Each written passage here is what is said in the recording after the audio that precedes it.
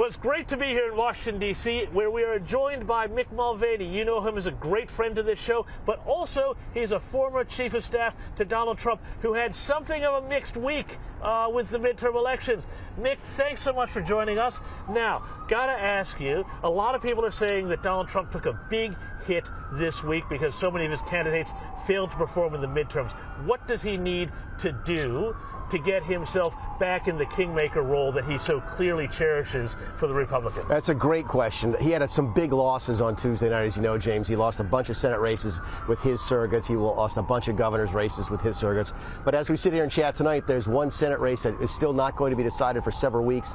That's the Georgia race. And as we stand here tonight, it looks like control of the Senate will depend on the outcome of that race, just as it did 2 years ago in Georgia. Trump needs to get into that race heavy. Herschel Walker is one of his closest friends. They used to work together. Herschel played football for him when Donald Trump owned a football team.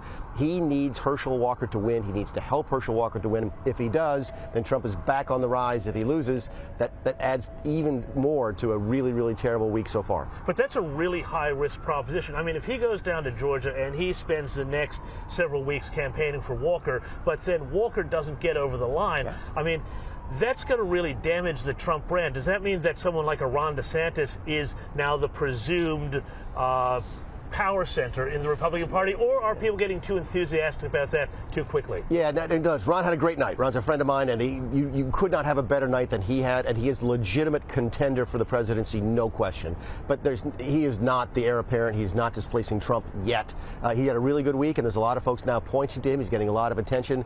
But to say that Donald Trump is over and Ron DeSantis is in is folks who don't understand it, not only American politics, but especially Donald Trump. All right, so Mick, if Donald Trump is still in the game, Ron DeSantis is absolutely an up-and-comer, and as you say, he had a fantastic night in Florida. But who are some other names that people should be watching? Yeah, there's a bunch of really good young Republicans. By the way, some good young Democrats. We can talk about that maybe in a second as well. But you've got Ron DeSantis, you've got Tim Scott from South Carolina, Nikki Haley from South Carolina. Mike Pompeo, the former Secretary of State, wants to run for president. Mike Pence is expected to run for president. You've got a governor just across the river here in Virginia named Glenn Youngkin, whose name keeps coming up as a potential challenger. There's some really good next-generation leaders in the party. Now, I think a lot of U.S. Report viewers are pretty familiar with Mike Pompeo. They know Mike Pence, who's pretty controversial with a lot of Trump supporters, so that might hurt him there. But tell us a bit more about Tim Scott and Glenn Youngkin, because I agree, these are two big names who in the next 10 years, 12 years, may be the ones who will be sitting at the top of that ticket. A little bit about each of them for our viewers. Yeah, Glenn Youngkin, businessman, won in a really, really purple state. In fact, he won probably in a little bit of a blue state in Virginia. It's a huge win for the Republican Party. It was supposed to be the bellwether for what was supposed to be this red wave last night. Virginia often sort of indicates which way the country is going. So it's a huge win for Republicans, and he was a really, really good candidate. Tim Scott, a name you need to know, African-American Republican from South Carolina, one of the nicest men you are ever going to meet in your entire life. What I tell people is, if the country really is interested in coming back together and healing itself from whatever we've been through the last 20 years, Tim Scott is the kind of guy who could do that. Now, you mentioned the Democrats, too. From where I sit, it looks like, in the old days of the Cold War, and you were looking at Lenin's tomb and all the old geriatric Soviets sitting up there in their wheelchairs. Now, there are younger people coming through, you're saying. Who are some people who we might not have heard of? Because I don't think the Democrat bench looks all that deep at the moment. Yeah, the names you hear about, I don't think are the real contenders. You hear about Gavin Newsom and Pritzker in Illinois. Yeah, they're not going anywhere. The Democrat Party, the last time they nominated a true progressive, or at least who ran as a progressive, won as a progressive, and then campaigned for president as a progressive, was 1972 with George McGovern.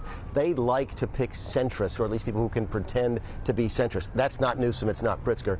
Jared Polis, governor of Colorado, is on the list. Cory Booker, who ran a miserable race in 2020. I understand he's retooling his national campaign. Things look good there. There's a couple of different names from around the country. Amy Klobuchar, a very moderate woman from Minnesota. They've got some decent names as well once they clear Biden out of the way. Now, I want to ask about a trend thing, because I was going through and doing a deep dive in the numbers before and saying, well, where were the states that there were big flips? There were a lot of flips in New York State.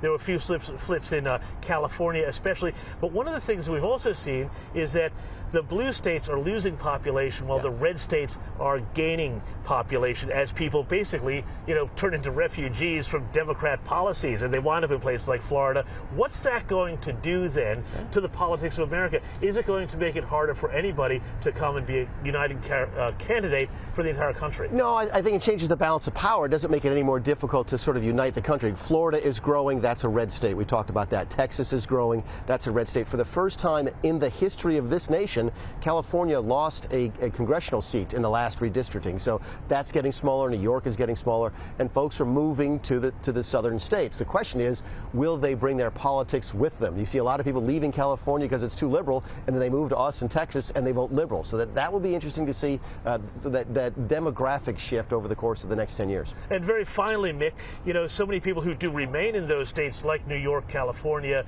where things are really tough with crime and illegal immigration, all the other problems we hear about. Why did so many of them still vote for more of the same? Some of them did and some of them didn't. I think in some cases, every race is different. It just is. There was sort of hints of the red wave, or was supposed to be the red wave in New York. The campaign director for the Democrats in Congress, Sean Patrick Maloney, lost his race. That hasn't happened in 40 years to lose somebody of that position. So crime did play a role in some of these states. Inflation did, but every race is local, and it's sort of hard to paint with a broad brush. The one national sort of movement was Donald Trump. And I think a lot of folks were able to paint Republicans with the Donald Trump brush, and that did not sell to independent voters. Mick Mulvaney, always a pleasure, and even more of a pleasure to be able to do it here in person in Washington. Thanks so much. It's great to be here.